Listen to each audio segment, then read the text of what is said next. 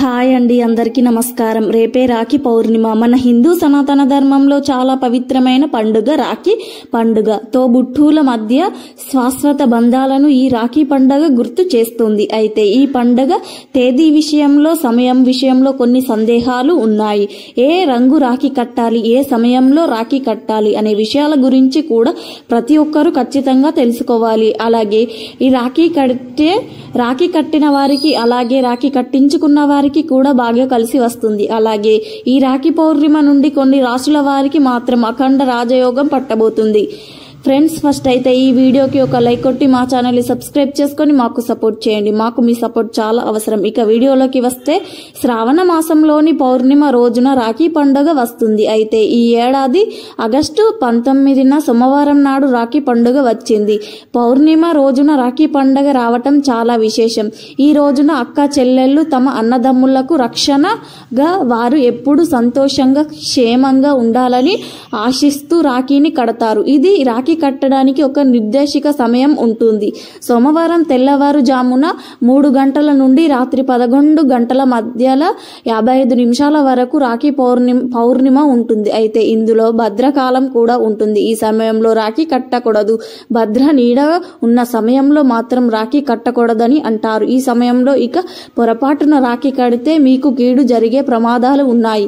రాఖీ పండుగ రోజున ఉదయం 10 గంటల నుండి భద్రకాలం ప్రారంభమై మధ్యాహ్నం 1:30కి భద్రకాలం ముగుస్తుంది. కాబట్టి ఈ సమయంలో మాత్రం మీరు మీ సోదరులకు రాఖీ కట్టకండి. ఇది చాలా కష్టాలను దారి తీస్తుంది. కాబట్టి భద్రకాలం ముగిసిన తర్వాత రాఖీ కట్టడం చాలా మంచిది. ఆగస్టు 19న సోమవారం మధ్యాహ్నం 1:30 తర్వాత రాఖీ కట్టవచ్చు. మధ్యాహ్నం 1:30 నుండి రాత్రి 7 గంటల వరకు రాఖీ కట్టుకునేందుకు చాలా మంచి శుభ సమయం ఉంది. ఈ భద్రకాలానికి ఒక కథ కూడా ఉంది. రావణాసురుని చెల్లెలు తన అన్నకు భద్రకాలంలో రాఖీ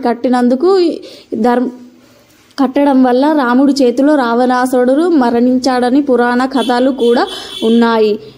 రాఖీ కడితే కీడు జరుగుతుందే అంటారు. అయితే ఈ రోజున మీ అన్నదమ్ములకు రాఖీ కట్టే ముందు బాలకృష్ణుడికి రక్షా సూత్రాన్ని కడితే మీకు కుటుంబంలో సంతోషం, సంపద, ఐశ్వర్యం వంటి సులభంగా పెరుగుతాయని పండితులు చెప్తున్నారు. ఈ రాఖీ పండుగ రోజున కృష్ణుడికి రాఖీ కడితే మీ జీవితంలో ఉన్న ఎలాంటి కష్టాలైనా సరే సులభంగా తొలగిపోతాయి. కృష్ణుడి ఈ విగ్రహానికి రాఖీ కడితే వారు మీ పూజలో, కృష్ణుడి విగ్రహం లేని వారు మీ పూజ గదిలో దేవుని దగ్గర రాఖీలను పెట్టి కూడా మీ సోదరులకు రాఖీ కడితే మీ ఇంటికి అఖండ రాజయోగం వస్తుంది. ధర్మ ప్రకారం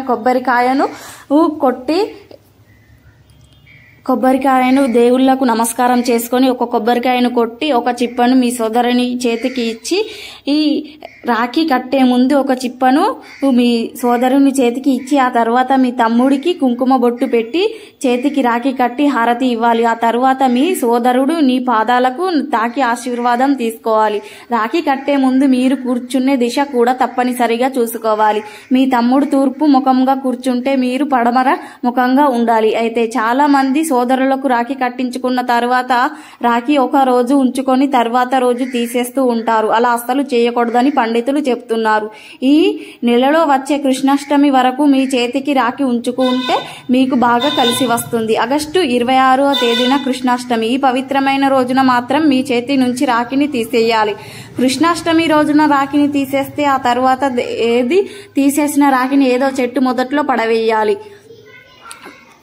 రాఖీలు మాత్రం నలుపు రంగులో, అలాగే నీలం రంగులో మాత్రం అస్సలు ఉండకూడదు. ఎందుకంటే ఇవి శని దేవునికి రంగులు. ఈ రంగులు రాఖీలు మీ సోదరులకు కడితే మీ ఇంటికి దోషాలు కలుగుతాయి. మీరు కట్టే రాఖీ ఎరుపు రంగు అలాగే పసుపు రంగులో ఉంటే చాలా మంచిది. మీరు కట్టే రాఖీ 3 దారాలతో కలిపి ఉండాలి. ఈ రాఖీ పౌర్ణిమ రోజున అరుదైన యోగాలు ఏర్పడుతున్నాయి. ఈ రోజున బ్లూ మూన్ కూడా ఆకాశంలో కనిపిస్తుంది. దీనితో పాటు జ్యోతిష్య శాస్త్రంలో చాలా పవిత్రంగా భావించి అనేక యాదృచ్ఛికం కూడా ఈ రోజున సృష్టించబోతున్నాయి. రాఖీ పండుగ నుండి ఈ ఒక నెల రోజుల పాటు కొన్ని రాశుల వారికి విపరీతంగా అదృష్టం కలిసి వస్తుంది.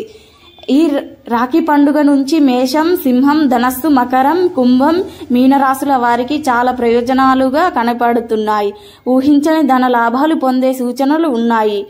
ప్రమోషన్లు పొందవచ్చు, ఉద్యోగాలకు జీతాలు పెరగవచ్చు, ఉద్యోగాలు రావచ్చు, పెళ్లిళ్లు జరగవచ్చు, ఉంటుంది. అయితే సోదరులకు రాఖీ కట్టేటప్పుడు ఒక శక్తివంతమైన మంత్రాన్ని చదువుతూ రాఖీ కడితే మీ సోదరుడికి అలాగే మీ జాతక పరంగా అదృష్టం ధనయోగం వస్తుంది. మరి ఆ రాఖీ కట్టి మీ అదృష్టాన్ని ధనయోగం పడుతుంది. శ్రావణ మాసంలో వచ్చే పౌర్ణమికి చాలా శక్తి ఉంటుంది కాబట్టి ఈ రోజున చేసే పూజల వల్ల రెట్టింపు పుణ్యఫలం లభిస్తుంది. ఈ రోజున పూజ చేస్తే కనకదార స్తోత్రం లేదా విష్ణు సహస్రనామాలను పఠించాలి. ఇలా చేయడం వలన లక్ష్మీదేవి ఆశీర్వాదం సులభంగా పొందవచ్చు. ఈ కారణంగా మీ ఇంట్లో అష్టైశ్వర్యాలు పెరుగుతాయి.